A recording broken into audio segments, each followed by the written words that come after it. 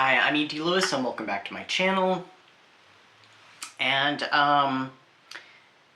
this is actually a pre-recorded video.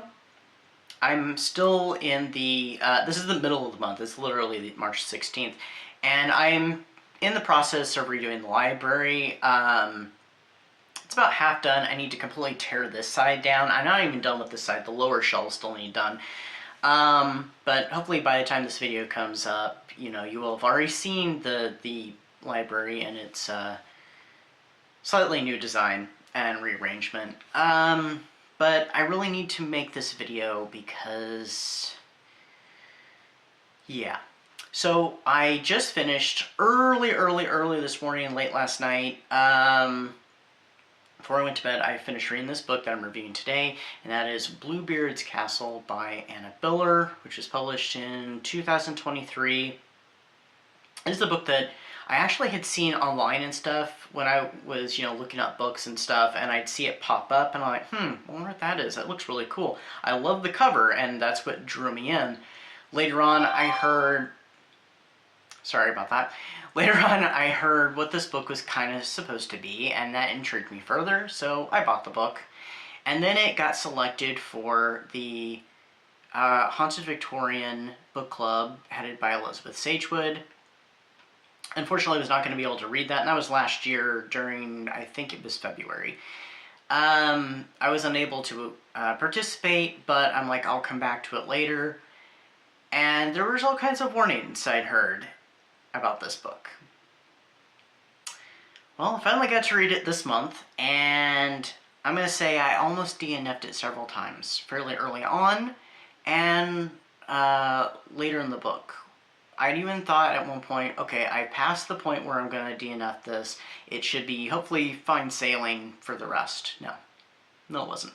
Even during the last, 30-some pages, I was close to DNFing it still.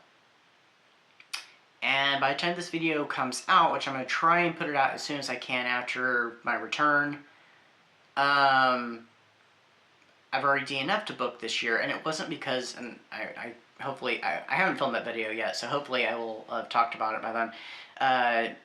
That book wasn't bad, it just wasn't for me. This book was bad.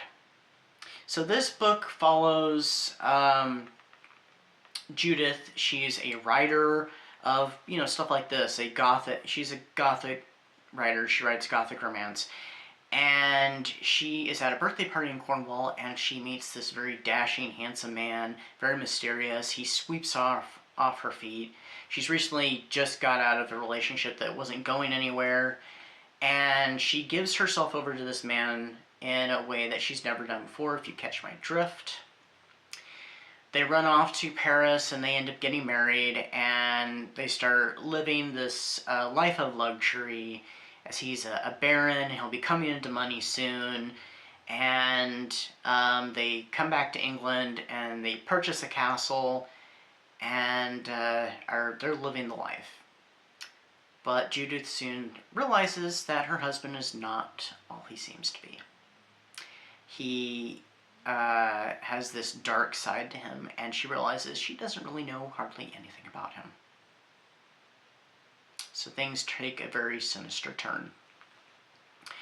This is supposed to be a reimagining of the story of Bluebeard, which is a fairy tale that I'm not hugely familiar with. I do know the twist and stuff. Of course, I know it after reading this book too, but I did already know the twist about, he's a man who has killed his wives, and his current wife finds out, and it puts her in danger. It's referenced a lot in this book, and the character is even writing her own version of it, retelling it, as quite literally a title drop for this book, Bluebeard's Castle.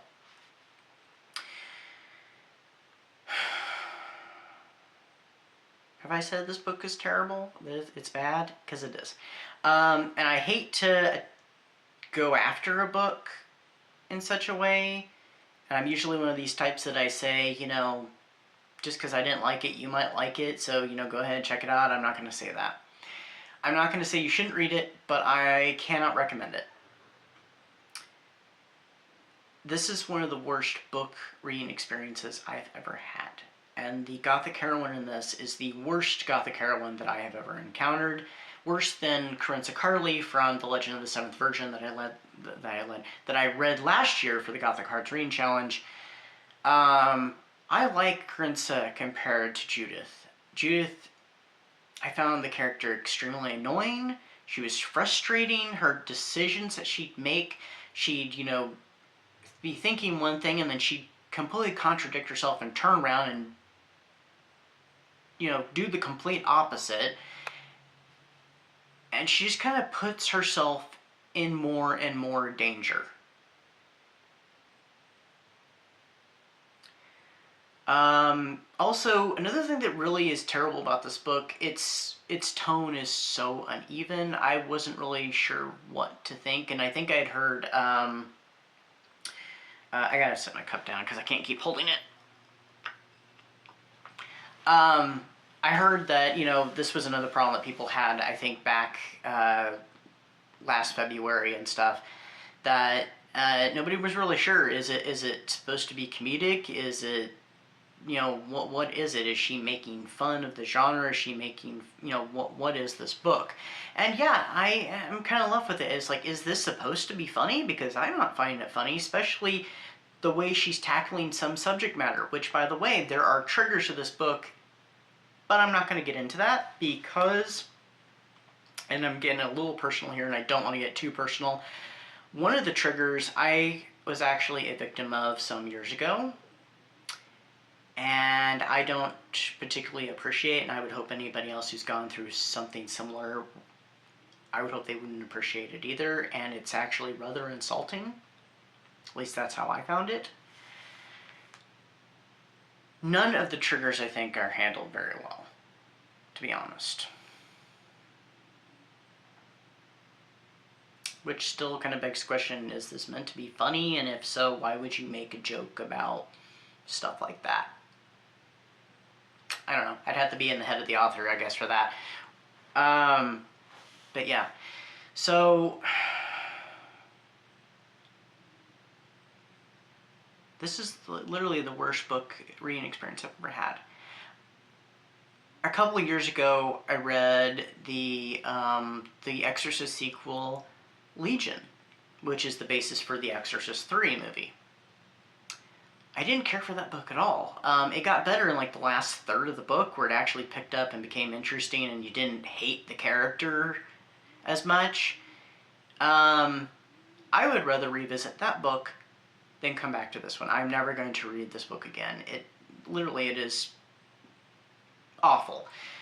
Censoring myself. I actually was talking with a couple friends some days ago when I was about around 100 pages or so left, and I said, I'm not enjoying it, and one of them said, oh, I was kind of thinking about reading that book, and I said, well, go ahead and check it out if you want, but honestly, I effing hate this book.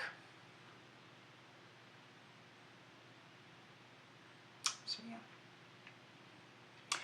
On Goodreads, I've already rated it. I need to write a review, which I'll do that soon, but on Goodreads and BookBub, I do have a quick one that I wrote last night and put up on another platform. I'm giving it 1.5 stars, which rounds up to 2. I think that is honestly the lowest rating I have ever given. Yeah, and I read it on digital, so I don't know if I'm going to delete it or just remove the download from my e-reader, but it's one I'm never returning to because it was just awful. One more little thought before we go, because I don't want this review to be too long, and it's become kind of a rant, so this book's supposed to be feminist. I would say no. If anything, this book is damaging to feminism. And that scares me. So, if you enjoyed this book, I will say this. I'm happy for you. I'm glad that you enjoyed it. I'm never going to be unhappy about anybody enjoying a book because, love reading. Reading is so important.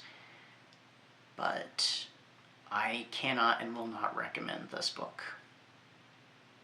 If I had to choose between recommending this and Legion, I would recommend Legion, and that's one I don't recommend either.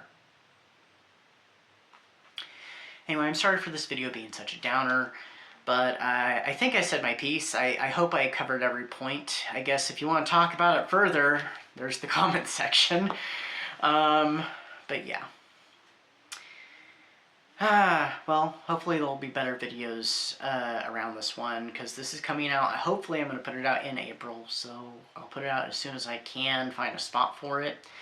But until next time, stay safe, stay spooky, and oh yeah, it's springtime by the time this goes up, so happy spring. So until next time, bye-bye.